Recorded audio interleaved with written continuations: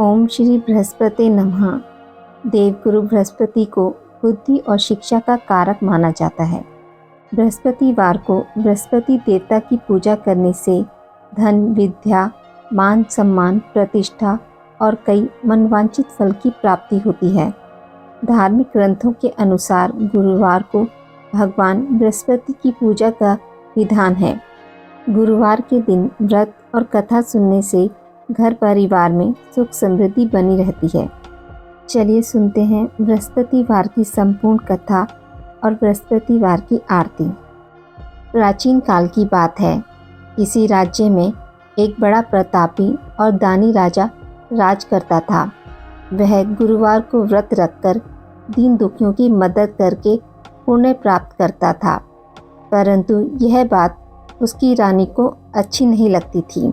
वह ना तो व्रत करती थी और ना ही दान पुण्य में विश्वास रखती थी। इतना ही नहीं, वह राजा को भी ऐसा करने से मना करती थी। एक समय की बात है, राजा शिकार खेलने के लिए वन में गए। घर पर रानी और दासी थी। उसी समय गुरु बृहस्पति देव साधु का रूप धारण कर राजा के दरवाजे पर भिक्षा मांगने आए। तो रानी कहने लगी, हे साधु महाराज, मैं इस दान और पुण्य से तंग आ गई हूँ। आप कोई ऐसा उपाय बताएं जिससे कि सारा धन नष्ट हो जाए और मैं आराम से रह सकूं। इतना सुनकर बृहस्पति देव ने कहा, हे देवी, तुम बड़ी विचित्र हो। संतान और धन से कोई दुखी होता है?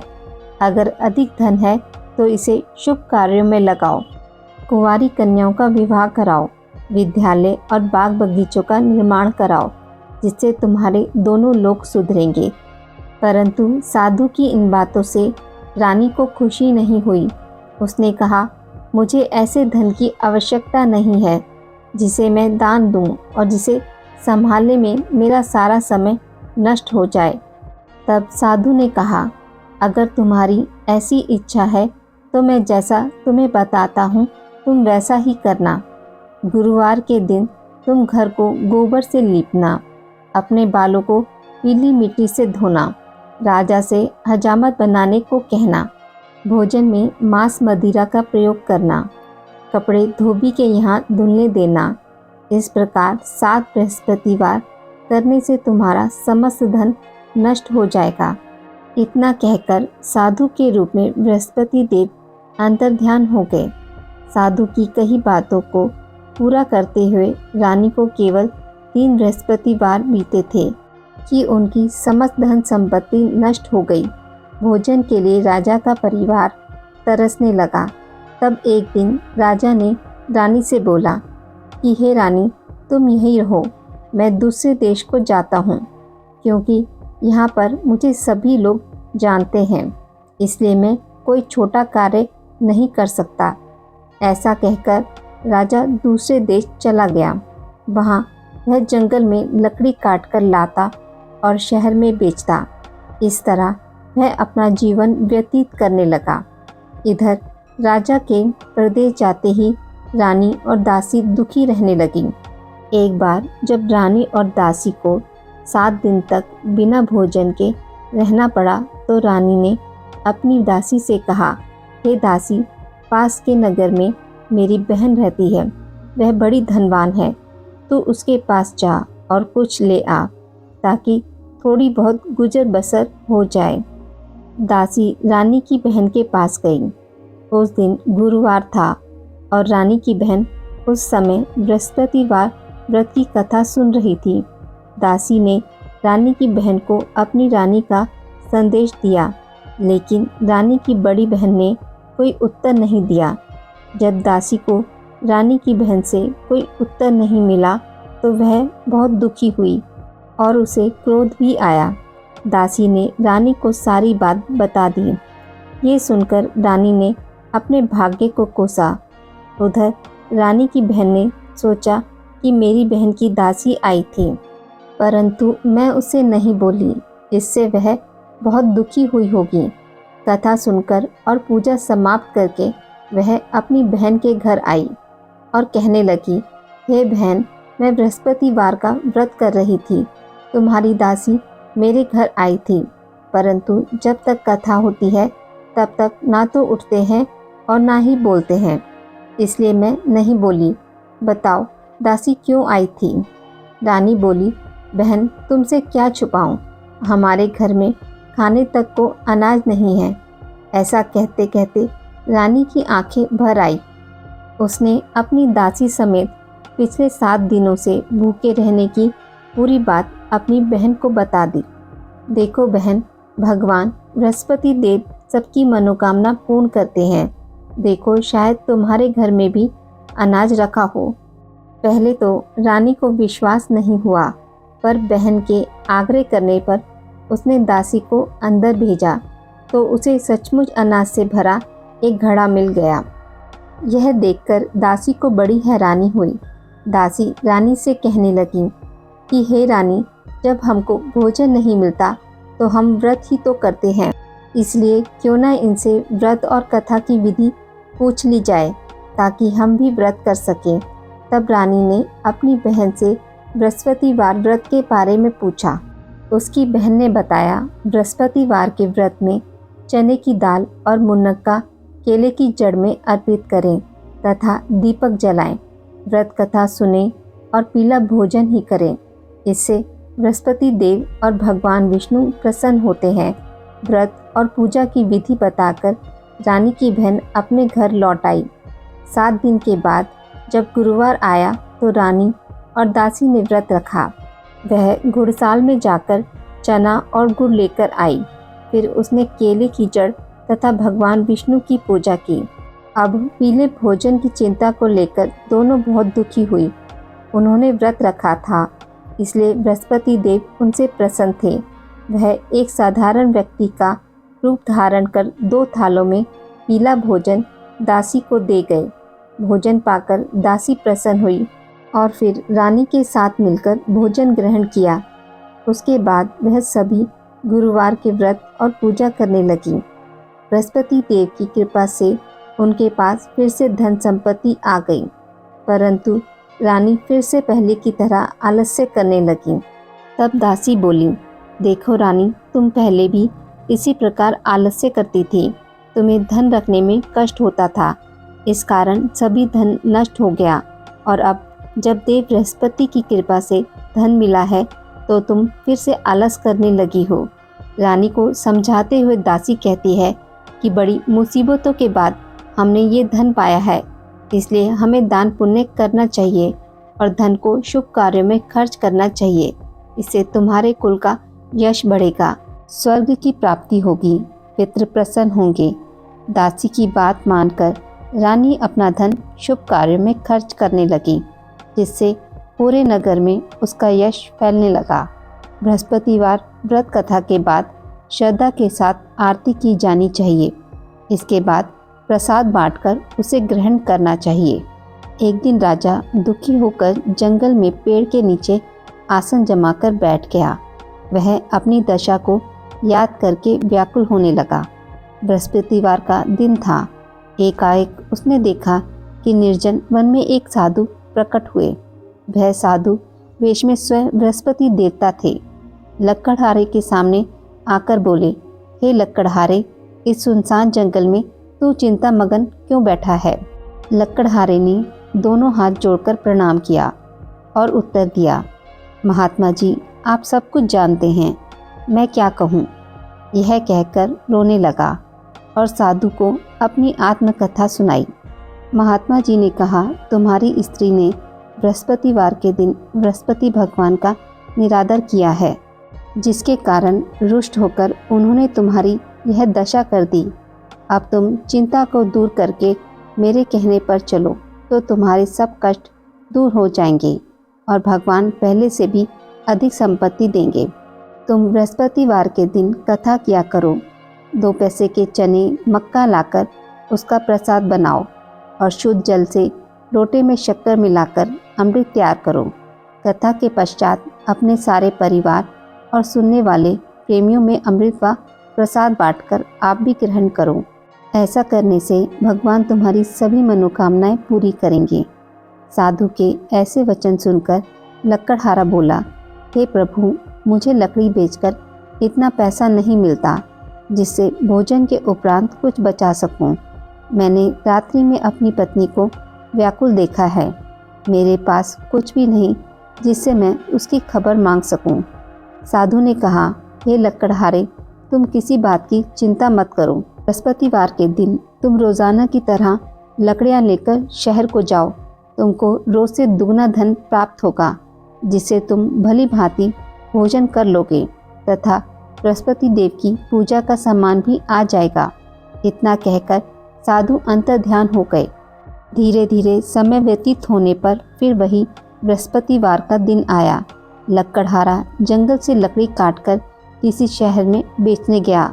उसे उस दिन और दिनों से अधिक धन मिला। राजा ने चना गुड़ लाकर गुरुवार का व्रत किया। उस दिन से उसके सभी कलेश दूर हो गए।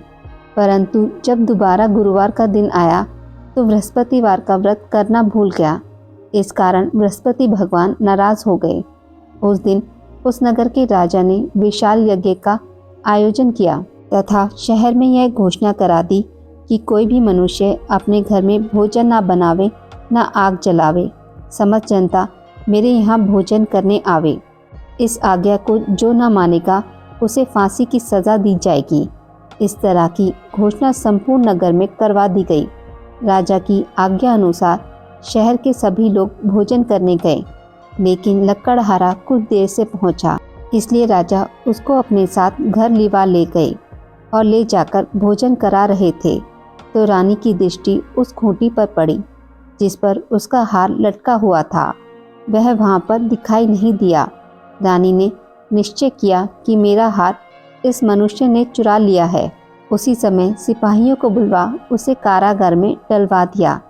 जब लकड़हारा कारागार में पड़ गया और बहुत दुखी होकर विचार करने लगा कि ना जाने कौन से पूर्व जन्म के कर्म से मुझे यह दुख प्राप्त हुआ, और उसी साधु को याद करने लगा जो कि जंगल में मिला था। उसी समय तत्काल बृहस्पति देव साधु के रूप में प्रकट हुए और उसकी दशा को देखकर कहने लगे, अरे मूर्ख, तूने बृहस्पति देव की कथा नहीं करी, इसी कारण तुझे दुख प्राप्त हुआ। अब चिंता मत कर। बृहस्पतिवार के दिन कारागार के दरवाजे पर 4 पैसे पड़े मिलेंगे। उनसे तू बृहस्पति देव की पूजा करना, तेरे सभी कष्ट दूर हो जाएंगे। बृहस्पतिवार के दिन उसे 4 पैसे मिले। लकड़हारे ने कथा कही। उसी रात्रि को बृहस्पति देव ने उस नगर के राजा को स्वप्न में कहा, हे राजन, तुमने जिस आदमी को कारागार में बंद कर दिया है वह निर्दोष है, वह राजा है, उसे छोड़ देना। रानी का हार उसी खूंटी पर लटका है। अगर तू ऐसा नहीं करेगा तो मैं तेरे राज्य को नष्ट कर दूंगा। इस तरह रात्रि के स्वप्न को देखकर राजा प्रातःकाल उठा और खूंटी पर हार देखकर लकड़हारे को बुलाकर क्षमा मांगी तथा लकड़हारे को योग्य सुंदर वस्त्र आभूषण देकर विदा कर दिया। बृहस्पति देव की आज्ञा अनुसार लकड़हारा अपने नगर को चल दिया। राजा जब अपने नगर के निकट पहुंचा तो उसे बड़ा आश्चर्य हुआ। नगर में पहले से अधिक बाग, तालाब, कुएं तथा बहुत सी धर्मशाला, मंदिर आदि बन गई हैं। राजा ने पूछा, यह किसका बाग और धर्मशाला है? तब नगर के सब लोग कहने लगे, यह सब रानी और बांदी के हैं। तो राजा को आश्चर्य हुआ और गुस्सा भी आया। जब रानी ने यह खबर सुनी कि राजा आ रहे हैं तो उन्होंने बांदी से कहा कि हे दासी, देख राजा हमको कितनी बुरी हालत में छोड़ गए थे। हमारी ऐसी हालत देखकर वह लौट ना जाए, इसलिए तू दरवाजे पर खड़ी हो जा। आज्ञा अनुसार दासी दरवाजे पर खड़ी हो गई। राजा आए तो उन्हें अपने साथ लिवा लाई। तब राजा ने क्रोध करके अपनी रानी से पूछा कि यह धन तुम्हें कैसे प्राप्त हुआ है? तब उन्होंने कहा, हमें यह सब धन बृहस्पति देव के इस व्रत के प्रभाव से प्राप्त हुआ है। राजा ने निश्चय किया कि 7 रोज बाद तो सभी बृहस्पति देव का पूजन करते हैं, परंतु मैं प्रतिदिन दिन में 3 बार कहानी तथा रोज व्रत किया करूँगा। अब हर समय राजा के दुपट्टे में चने की दाल बंधी रहती तथा दिन में 3 बार कहानी कहता। एक रोज राजा ने विचार किया कि चलो अपनी बहन के यहाँ हो आवे। इस तरह निश्चय कर राजा घोड़े पर सवार हो अपनी बहन के यहाँ को चलने लगा। मार्ग में उसने देखा कि कुछ आदमी एक मुर्दे को लिए जा रहे हैं। उन्हें रोककर राजा कहने लगा, अरे भाइयों, मेरी बृहस्पति देव की कथा सुन लो। वे बोले, लो हमारा तो आदमी मर गया, इसको अपनी कथा की पड़ी है। परंतु कुछ आदमी बोले, अच्छा कहो, हम तुम्हारी कथा भी सुनेंगे। राजा ने दाल निकाली और जब कथा आधी ही हुई थी कि मुर्दा हिलने लग गया, और जब कथा समाप्त हो गई तो राम राम करके मनुष्य खड़ा हो गया। आगे मार्ग में उसे एक किसान खेत में हल चलाता मिला। राजा ने उसे देख और उससे बोले, अरे भाई, तुम मेरी बृहस्पतिवार की कथा सुन लो। किसान बोला, जब तक मैं तेरी कथा सुनूंगा तब तक 4 हरिया जोत लूँगा, जा अपनी कथा किसी और को सुनाना। इस तरह राजा आगे चलने लगा। राजा के हटते ही बैल पछाड़ खाकर गिर गए तथा किसान के पेट में बड़ी जोर का दर्द होने लगा। उस समय उसकी माँ रोटी लेकर आई। उसने जब यह देखा तो अपने पुत्र से सब हाल पूछा और बेटे ने सभी हाल कह दिया। तो बुढ़िया दौड़ी दौड़ी उस घुड़सवार के पास गई और उससे बोली कि मैं तेरी कथा सुनूंगी, तू अपनी कथा मेरे खेत पर चलकर ही कहना। राजा ने बुढ़िया के खेत पर जाकर कथा कही, जिसके सुनते ही वह बैल उठ खड़े हुए तथा किसान के पेट का दर्द भी बंद हो गया। राजा अपनी बहन के घर पहुंचा। बहन ने भाई की खूब मेहमानी की। दूसरे रोज प्रातःकाल राजा जगा तो वह देखने लगा कि सब लोग भोजन कर रहे हैं। राजा ने अपनी बहन से कहा, ऐसा कोई मनुष्य है जिसने भोजन नहीं किया हो, जो मेरी बृहस्पतिवार की कथा सुन ले। बहन बोली, हे भैया, यह देश ऐसा ही है कि पहले यहाँ लोग भोजन करते हैं, बाद में अन्य काम करते हैं। अगर कोई पड़ोस में हो तो देखाऊं। वह ऐसा कहकर देखने चली गई, परंतु उसे कोई भी ऐसा व्यक्ति नहीं मिला जिसने भोजन ना किया हो। अतः वह एक कुम्हार के घर गई जिसका लड़का बीमार था। उसे मालूम हुआ कि उनके यहाँ 3 रोज से किसी ने भोजन नहीं किया है। रानी ने अपने भाई की कथा सुनने के लिए कुम्हार से कहा। वह तैयार हो गया। राजा ने जाकर बृहस्पतिवार की कथा कही, जिसको सुनकर उसका लड़का ठीक हो गया। अब तो राजा की प्रशंसा होने लगी। एक रोज राजा ने अपनी बहन से कहा कि हे बहन, हम अपने घर को जाएंगे, तुम भी तैयार हो जाओ। राजा की बहन ने अपनी सास से कहा। सास ने कहा, चली जा, परंतु अपने लड़के को मत ले जाना, क्योंकि तेरे भाई के कोई औलाद नहीं है। बहन ने अपने भाई से कहा, हे भैया, मैं तो चलूँगी, पर कोई बालक नहीं जाएगा। राजा बोला, जब कोई बालक नहीं चलेगा तब तुम ही क्या करोगी। बड़े दुखी मन से राजा अपने नगर को लौट आया। राजा ने अपनी रानी से कहा, हम निर्वंशी हैं, हमारा मुख देखने का धर्म नहीं है और कुछ भोजन आदि नहीं किया। रानी बोली, हे प्रभु, बृहस्पति देव ने हमें सब कुछ दिया है, वह हमें औलाद अवश्य देंगे। उसी रात को बृहस्पति देव ने राजा के स्वप्न में कहा, हे राजा, उठ, सभी सोच को त्याग दे, तेरी रानी गर्भ से है। राजा को यह बात सुनकर बड़ी खुशी हुई। 9वें महीने में उसके गर्भ से एक सुंदर पुत्र पैदा हुआ। तब राजा बोला, हे रानी, स्त्री बिना भोजन के रह सकती है, पर बिना कहे नहीं रह सकती। जब मेरी बहन आवे तुम उससे कुछ मत कहना। रानी ने सुनकर हाँ कर दिया। जब राजा की बहन ने यह शुभ समाचार सुना तो वह बहुत खुश हुई तथा बधाई लेकर अपने भाई के यहाँ आई। तभी रानी ने कहा, घोड़ा चढ़कर तो नहीं आई, गधा चढ़ी आई। राजा की बहन बोली, भाभी, मैं इस प्रकार ना कहती तो तुम्हें औलाद कैसे मिलती। बृहस्पति देव ऐसे ही हैं, जैसी जिसकी कामना हो सभी को पूर्ण करते हैं। जो सद्भावना पूर्वक बृहस्पतिवार का व्रत करता है, एवं कथा पढ़ता है अथवा सुनाता है, दूसरों को सुनाता है, बृहस्पति देव उसकी सभी मनोकामनाएं पूर्ण करते हैं। भगवान बृहस्पति देव उसकी सदैव रक्षा करते हैं। संसार में जो मनुष्य सद्भावना से भगवान जी का पूजन व्रत सच्चे हृदय से करते हैं तो उनकी सभी मनोकामनाएं पूर्ण करते हैं। जैसी सच्ची भावना से रानी और राजा ने उनकी कथा का गुणगान किया तो उनकी सभी इच्छाएं बृहस्पति देव जी ने पूर्ण की थी। इसलिए पूर्ण कथा सुनने के बाद प्रसाद लेकर जाना चाहिए। हृदय से उनका मनन करते हुए जयकारा बोलना चाहिए। बोलो बृहस्पति देव की जय, भगवान विष्णु की जय। बृहस्पति देव की कथा। प्राचीन काल में एक ब्राह्मण रहता था। वह बहुत ही निर्धन था। उसकी कोई संतान नहीं थी। उसकी स्त्री बहुत मलिनता के साथ रहती थी। वह स्नान न करती, किसी देवता का पूजन न करती। इससे ब्राह्मण देवता बड़े दुखी थे। बेचारे बहुत कुछ कहते थे, किंतु उसका कुछ परिणाम न निकला।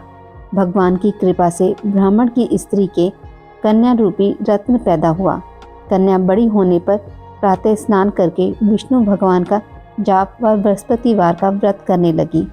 अपने पूजन पाठ को समाप्त करके विद्यालय जाती तो अपनी मुट्ठी में जौ भरकर ले जाती और पाठशाला के मार्ग में डालती जाती। तब ये जौ स्वर्ण के हो जाते। लौटते समय उनको बीनकर घर ले आती थी। एक दिन वह बालिका सूप में उस सोने के जौ को फटकार कर साफ कर रही थी कि उसके पिता ने देख लिया और कहा, हे बेटी, सोने के जौ के लिए सोने का सूप होना चाहिए। दूसरे दिन बृहस्पतिवार था। इस कन्या ने व्रत रखा और बृहस्पति देव से प्रार्थना करके कहा, मैंने आपकी पूजा सच्चे मन से की हो तो मेरे लिए सोने का सूप दे दो। बृहस्पति देव ने उसकी प्रार्थना स्वीकार कर ली। रोजाना की तरह वह कन्या जौ फैलाती हुई जाने लगी। जब लौटकर जौ बीन रही थी तो बृहस्पति देव की कृपा से सोने का सूप मिला। उसे वह घर ले आई और उसमें जौ साफ करने लगी, परंतु उसकी माँ का वही ढंग रहा। एक दिन की बात है कि वह कन्या सोने के सूप में जौ साफ कर रही थी। उस समय उस शहर के राजा का पुत्र वहाँ से होकर निकला। इस कन्या के रूप को, कार्य को देखकर मोहित हो गया तथा अपने घर आकर भोजन तथा जल त्याग कर उदास होकर लेट गया। राजा को जब इस बात का पता लगा तो अपने प्रधानमंत्री के साथ उसके पास गए और बोले, हे बेटा, तुम्हें किस बात का कष्ट है? किसी ने अपमान किया है अथवा कोई और कारण है?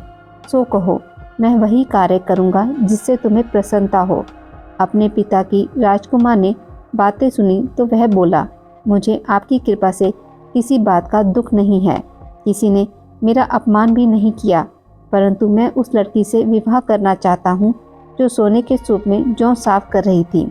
यह सुनकर राजा आश्चर्य में पड़ गया और बोला, हे बेटा, इस तरह की कन्या का पता तुम ही लगाओ, मैं उसके साथ तेरा विवाह अवश्य ही करवा दूंगा।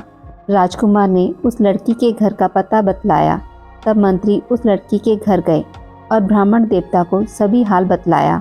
ब्राह्मण देवता राजकुमार के साथ अपनी कन्या का विवाह करने के लिए तैयार हो गए तथा विधि विधान के अनुसार ब्राह्मण की कन्या का विवाह राजकुमार के साथ हो गया। कन्या के घर से जाते ही पहले की भांति उस ब्राह्मण देवता के घर में गरीबी का निवास हो गया। अब भोजन के लिए भी अन्न बड़ी मुश्किल से मिलता था। एक दिन दुखी होकर ब्राह्मण देवता अपनी पुत्री के पास गए। बेटी ने पिता की दुखी अवस्था को देखा और अपनी माँ का हाल पूछा। तब ब्राह्मण ने सभी हाल कहा। कन्या ने बहुत सा धन देकर अपने पिता को विदा कर दिया। इस तरह ब्राह्मण का कुछ समय सुखपूर्वक व्यतीत हुआ। कुछ दिन बाद फिर वही हाल हो गया। ब्राह्मण फिर अपनी कन्या के यहाँ गया और सारा हाल कहा तो लड़की बोली, हे पिताजी, आप माताजी को यहाँ रिवा लाओ, मैं उन्हें विधि बता दूंगी जिससे गरीबी दूर हो जाए। वह ब्राह्मण देवता अपनी स्त्री को साथ लेकर पहुँचे तो अपनी माँ को समझाने लगी, हे माँ, तुम प्रातःकाल प्रथम स्नान आदि करके विष्णु भगवान का पूजन करो तो सब दरिद्रता दूर हो जाएगी। परंतु उसकी माँ ने एक भी बात नहीं मानी और प्रातःकाल उठकर अपनी पुत्री के बच्चों की झूठन को खा लिया। उससे उसकी पुत्री को भी बहुत गुस्सा आया और एक रात को कोठरी से सभी सामान निकाल दिया और अपनी माँ को उसमें बंद कर दिया। प्रातःकाल उसे निकाला तथा स्नान आदि करा के पाठ करवाया तो उसकी माँ की बुद्धि ठीक हो गई और फिर प्रत्येक बृहस्पतिवार को व्रत रखने लगी। इस व्रत के प्रभाव से उसके माँ बाप बहुत ही धनवान और पुत्रवान हो गए और बृहस्पति जी के प्रभाव से इस लोक में सुख भोग कर स्वर्ग को प्राप्त हुए। सब लोग विष्णु भगवान की जय बोलो। बृहस्पति देव की जय।